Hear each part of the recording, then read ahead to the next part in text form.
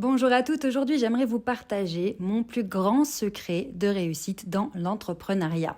Vous êtes nombreuses à être entrepreneuses et à me demander des conseils, comment faire pour passer à l'action, comment se faire confiance, comment avancer quand nos proches ne croient pas totalement en nos projets, etc.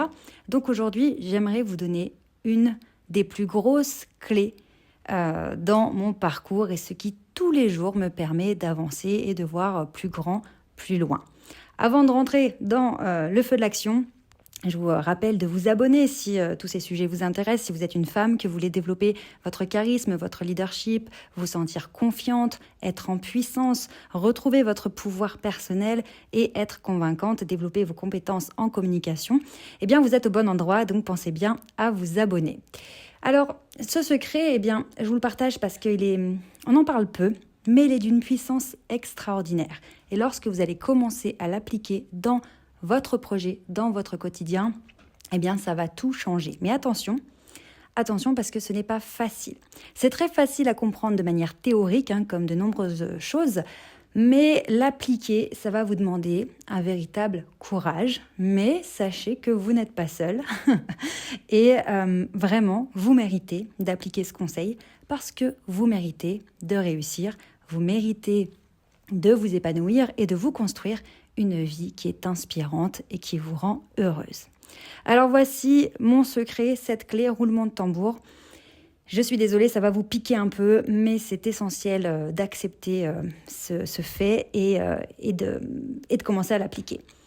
Il s'agit donc de vous autoriser à passer à l'action, de vous autoriser à prendre votre place, de vous autoriser à briller et de vous autoriser à réussir. Alors là, a priori, on pourrait se dire, bien sûr que je m'autorise, sinon je n'aurais pas lancé ce projet, sinon je ne ferais pas tout ça, évidemment. Mais non, si vous me connaissez, vous savez que j'aime bien aller au fond des choses et on va toujours aller plus loin pour comprendre véritablement de quoi il s'agit.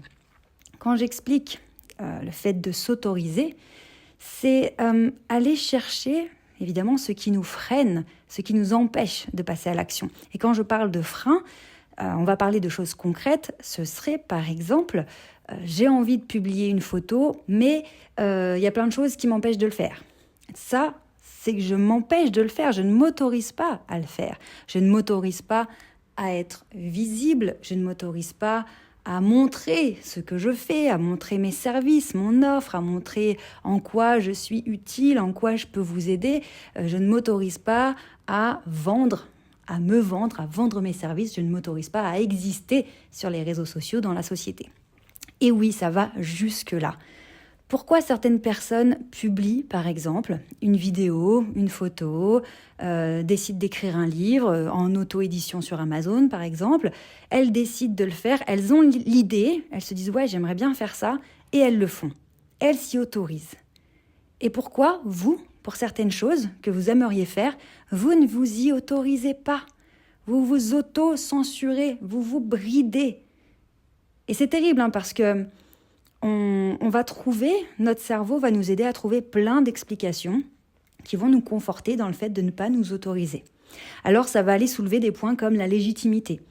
Oui, mais qui suis-je moi pour décider comme ça que je suis capable d'écrire un livre sur Amazon?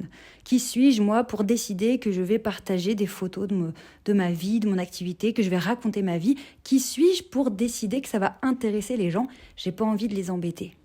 Et puis peut-être que ça va les gêner, peut-être que ça va un petit peu les chambouler de voir ce que j'écris. Non, je veux pas.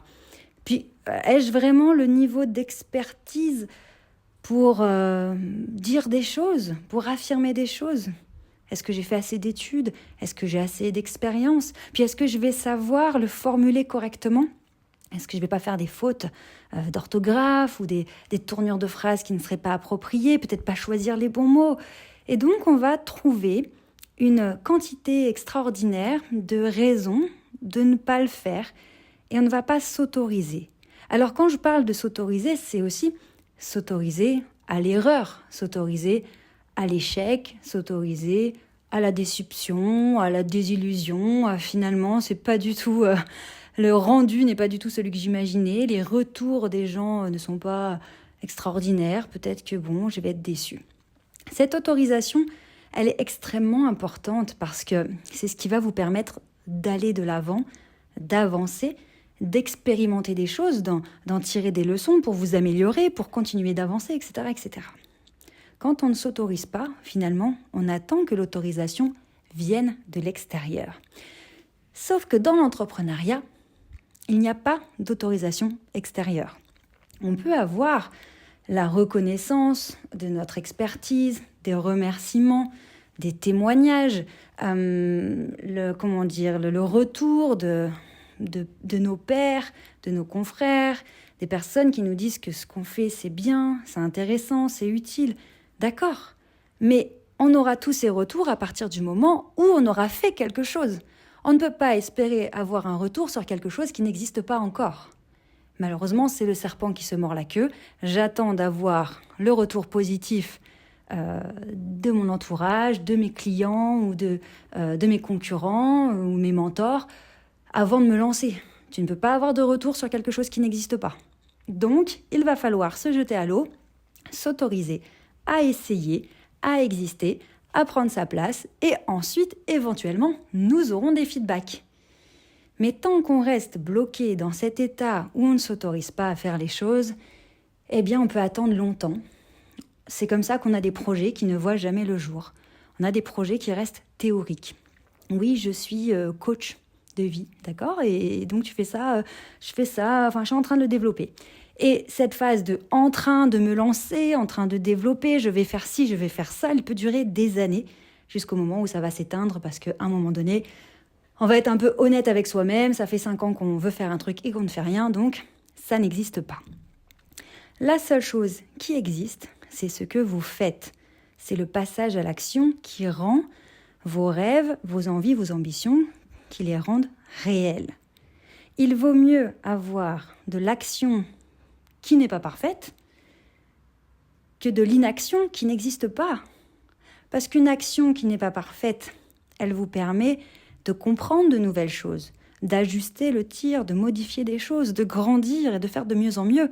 Et puis dans 2 ans, dans 4 ans, dans 6 ans, vous aurez évolué vers la perfection que vous visiez au départ. Mais tant que vous ne vous autorisez pas à vous lancer pour de bon, à passer à l'action, à faire du concret, vous ne pouvez pas tirer des enseignements de cette action puisqu'elle n'existe pas. Donc vous ne pouvez pas comprendre ce qui vous manque.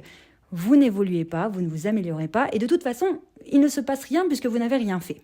Donc, c'est dans cette partie précisément où je vais vous demander d'être courageuse et de faire fi de toutes les injonctions que vous avez pu recevoir dans votre éducation. Il ne faut pas faire trop de bruit, il ne faut pas déranger les autres. Attention, si tu étales ta connaissance, ton intelligence, tes compétences, ça pourrait blesser les autres puisqu'ils ne sont pas à ton niveau, ils ne sont pas à ta hauteur. Donc ne brille surtout pas trop parce que tu vas déranger. Les autres vont se sentir moins bien à côté de toi. Alors ne brille pas trop fort s'il te plaît. Restreins-toi, bride-toi, rentre dans le moule, rentre dans la masse, dans la moyenne. Et non, là on va être courageuse, suffisamment courageuse pour assumer le fait que l'on veut un destin qui soit différent de la moyenne. On est entrepreneuse, on crée des projets, que ce soit un projet à plein temps, que ce soit un side business, que ce soit une association, une association caritative, quelque chose qui ne rapporte pas forcément du business, mais peu importe votre projet, il va falloir assumer le statut de leader d'une femme qui fait les choses, qui passe à l'action, qui est dans le concret, parce que les résultats n'arrivent que par l'action. Donc, on va s'autoriser à essayer, on va s'autoriser à faire les choses même si elles ne sont pas parfaites, même si c'est un échec, même si c'est une désillusion, même si on est très déçu, parce qu'il n'y a que par le passage à l'action que les choses deviennent réelles. Donc, s'il vous plaît, aujourd'hui, décrétez avec moi que vous vous autorisez à passer à l'action parce que vous vous autorisez à briller, parce que vous vous autorisez à être vous-même, à prendre votre place et vous vous autorisez à être heureuse et à réussir dans vos projets, dans vos envies et dans votre vision de la vie. Donc à partir d'aujourd'hui, on s'autorise, on arrête d'attendre une autorisation qui viendrait de l'extérieur, d'une personne en particulier, de l'entourage, de la famille, des amis, de la société. On arrête d'attendre que quelqu'un vienne nous chercher pour nous dire de le faire et qu'on a raison. On se donne raison toute seule, on s'autorise toute seule et on prend notre envol. Si vous avez des difficultés à vous autoriser, eh bien, je vous invite à prendre rendez-vous avec un membre de mon équipe. Vous avez la possibilité de bénéficier d'un bilan personnalisé qui est totalement gratuit, c'est offert. Donc pour cela, vous cliquez sur le lien autour de ce contenu et vous prenez rendez-vous avec un membre de mon équipe. Ça va vous permettre de faire le point, de comprendre ce qui vous freine, ce qui vous bloque et on mettra avec vous un plan d'action en place pour vous aider à avancer. Prenez bien soin de vous et je vous dis à très vite.